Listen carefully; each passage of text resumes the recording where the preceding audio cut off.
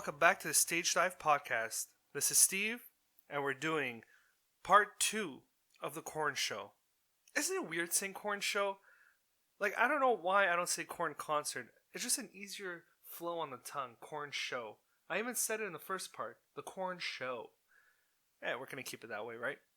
Now, before we continue on to the set list, I'd like to mention the new challenge I was doing, the 30-day song challenge, and how we switched it up and said we're going to do one challenge per new pod we record. Well, here we go. Day 2, it requires a song with a number in it that I like.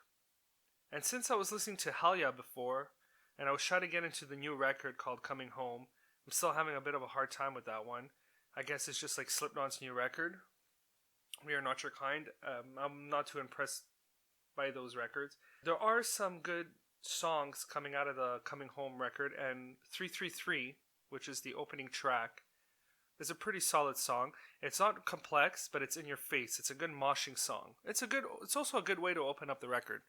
So that's the song I chose for the challenge. Now we're going to move on to the set list for Korn and what they performed. So they opened up with Here to Stay. I was okay with that. At a show, I usually expect a banger song. Yes, it's a very popular song. It does make you move, but I expect like a more aggressive song to get the pit started. But Here to Stay, you can't go wrong with it. It is a classic song. It's from the Untouchables record. It's the only one they actually played from that record. And it did make the crowd move. It even made me move. So they made a good choice. I usually prefer bands that start with like a heavy banger to get the crowd started. Now, they moved on to Blind, which is from their self-titled, very smart move. It gets, for the older fans, it gets them moving even more. You know, you can't go wrong with Blind. It's a classic song, very popular, and everybody always likes to hear that song. And they continued on with Clown, which is also from the self-titled, which is another smart move because, again, it's providing music for the hardcore old school fans. I like how they switched to the new record, The Nothing, and played the song called Cold. Originally, I was okay with that song. I wasn't blown away, but it grew on me. It's funny, that record in general grew. I wasn't highly impressed, especially after reading the reviews saying it's the best record that came out in 10 years. I completely disagree with that, and I still do. But I did find a huge appreciation for this record. I remember telling Fred that I feel nothing from this record. A couple days later, I was obsessed with this record. I was playing it on loop. I just needed some time to get into it. I needed time to understand it more and sit down and actually listen to it instead of, drive around and have it playing in the background and get distracted half the time. But yeah, back to the show. Cloud. I mixed Cloud and Cold. Cold, good song, smart way to, throw in the new songs. Followed by You'll Never Find Me, which is another good song from the new record, The Nothing. Keeps you moving, very enjoyable.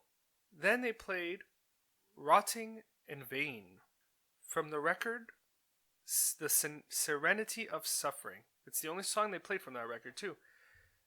It's a good song. It's one of the heavier ones on that record. I find that record a mesh album. I think I mentioned this in the first part, where they just combine all their records and create a new one. That's just my opinion. I still enjoy half of it, and they picked a good song to keep the crowd moving. Then they played another classic, Chutes and Ladders, from their self-titled album. And they always tend to do this. They always put that Metallica outro 1, the song 1. I enjoy it when they do that. It's fun, it's different, it's cool. And what I like about this song is that John comes out with the bagpipes and does his thing, which is pretty cool. And then they hit a good banger, man. Got the Life. What record? Follow the Leader. Fun song. Gets the crowd jumping up and down. Awesome stuff. Awesome work. That song, it's poppy but heavy at the same time. Like majority of Korn songs are like that. They make you want to just break out into some crazy funky dance moves and what's it called? Not beatbox. What do you call that? Breakdancing. and then beatbox. Yeah. They make you want to dance and mosh at the same time, and it's fucked up. It's so cool. They really did a lot for like the new generation of music. Then they played "Can You Hear Me," which I'm okay with. It's a short song. It's from the new record. It's not bad. I think that song could have had some more depth into it. Then they played "Somebody Someone," "Somebody Someone" from Issues. That's another great record. Very, very important record for the Korn generations. Nice vibe to it, makes you move. And there were what I liked is how there wasn't a lot of talking between the band and the crowd. They constantly played music, which I like to see. But I also enjoy seeing the interactions between the band and the crowd. And John did just enough. He did just enough. Then they played "Make Me Bad," which is also from Issues. Smart move, back to backs right there. And then they closed with "Freak on a Leash," which is another classic from their very, very popular album known as "Follow the Leader." And the crowd went wild, as usual. They did. But then they give us a little surprise. Spoiler alert, majority of the bands do encores. And they played us another 4 songs. And they started with "For You," which is like a little interlude from the Issues album, which is fun. I enjoyed that one. And then they hit "Twist." Oh man. It's like what, almost a minute, not even. It's just him doing the famous Korn, what's it called? Gibberish? I can't remember the word right now. And that's literally the only thing they played from "Life is Peachy." And then they played "Coming Undone," which they had a little snippet of the Queen's song "We Will Rock You" in between, which flowed pretty well. And "Coming Undone," it's a good song. It's from "See You on the Other Side." It's again one of the only song they actually played from that record, and I like that twist. It was cool. Yeah, usually I complain about these things, but it was okay this time. It was okay, but I don't want to see it again.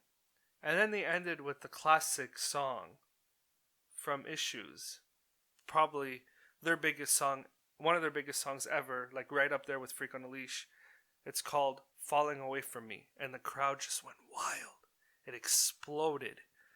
Everybody was going nuts. It was amazing to see. Now, that was the whole set list. It sucks that they don't play anything from Korn 3, "Remember Who You Are." I got to see maybe 1 or 2 songs, I can't recall right now, live off that record when they played at Montebello. And I love that record. When they said that "The Nothing" is their best record that came out in the last 10 years, I disagree, because in the 10 years, Korn 3 is up there. Is part of those 10 years. Yeah. And I love Korn 3. That "Remember Who You Are," great freaking record. It really pushed them to the edge. And also, I do like the record "Paradigm Shift." I found that great, and I wish they played songs from that record too.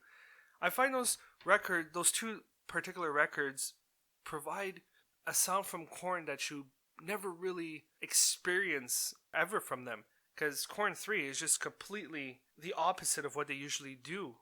But it still sounds like Korn, because they still have that Korn vibe in it. Oh man, I don't remember if it's the band that doesn't like that record or the fans, but I find that one of their best work. As well as "Paradigm Shift," the band felt refreshed. Especially with Ray's drumming, it felt brand new. And it still had those Korn elements that everybody expects the band to have. Now, I did something a little bit fun here for myself. I decided to create a playlist. I chose a song from every record, and I'm assuming none of them are singles. I didn't do the research. Here we go. I'm going to name the songs. From the first record, I chose "Ball Tongue." Aggressive song, very groovy, mixed with hip-hop, mixed with metal.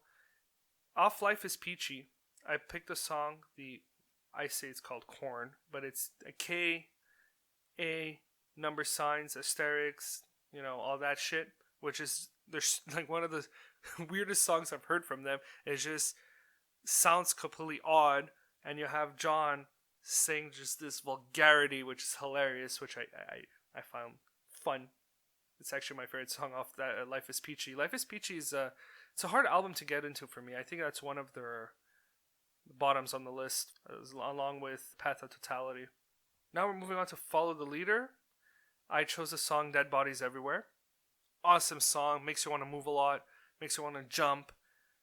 Oh, and lyrically it's fun. Issues, I chose a slower one. I chose Trash. That lyrically is mind fucking. And I love the instrumentals on this track. Very, very eerie. Then we have from Untouchables, Wake Up Hate. Makes you want to jump. I love the beat on that fucking song. Take a look in the mirror.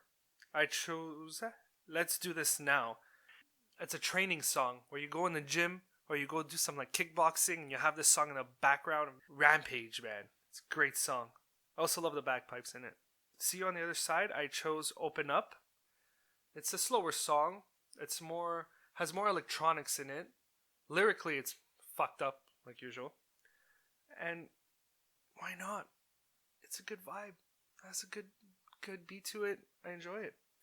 Now for the Untitled or the White Album, or another, you could say, self-titled album from Korn, I chose Killing. Very aggressive. I especially love the ending where it goes into some like gutters or deep screams. Now for Remember Who You Are, Korn 3, I chose Pop a Pill. Love the bass on that song. It's the bass that gets me. It really is. The Path of Totality, I chose Bleeding Out featuring Feed Me. The reason why I chose this song is because of the ending. The bagpipes, how they incorporated the bagpipes with the dubstep. It was really cool. Paradigm Shift, I love that record, but I chose a slower song. Lullaby for a Sadist. Lyrically, it's also mind fucking. I chose a drug song. Well, lyrically, a drug song. I chose a drug song.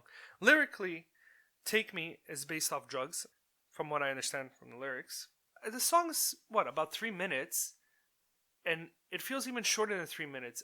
I like how they compressed that song and made it feel aggressive, but yet has a positive upbeat to it. Take Me is from The Serenity of Suffering. For the Nothing album, which is their latest release, I chose Gravity of Discomfort. It has a mix of funk, a mix of pop, heavy metal. It's upbeat. It's in your face. And that is it for part 2. Thank you all for listening to the Stage Dive Podcast. I'm Steve. Be safe. Don't forget to stay punk and stay metal. Yassas.